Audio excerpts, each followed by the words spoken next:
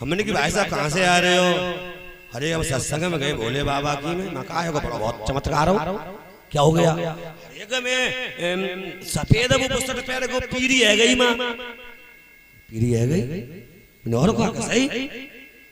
अरे माँ बहुत चमत्कार है, मैं सफेद पुस्तक पीरी है गई मेरी भैया लाट लग रही हुई तो अरे दिन की बात है मेरी भैया तो चमत्कार। मेरी भैया हमने चमत्कार बहुत बड़ा देखा। क्या देखा है कि हमारे गांव में एक चिड़ैया भी आई है, चिड़िया फिर बाने इतना दूध दो गिलास भरेगा हुआ और गिलास भरेगा तो वो दूध दे बंद आई, फिर गड़ई भरी गई, फिर कमंडल भरेगा, बांटी भरी गई और ड्रांग भरेगा।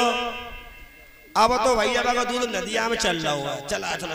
अरे तुम ऐसा हो सकता है? पागल बना रहे हो मेरे भैया, तुम पागल बना। सफेद बुस्सट पीरी कैसे हो जाएगी? तो कहने का मतलब हम बंधुओं कि हम किसी व्यक्ति को समझाते हैं तो हम उसी प्रकार। हेलो, कहने का मतलब है कि हम जब किसी को व्यक्ति को समझाएंगे तो हम उसी जैसा बनकर के समझा सकते हैं। बोले तथागत भगवान बुद्ध की दया, अन्यथा संसार में कोई चमत्कार नहीं है, आविष्कार है।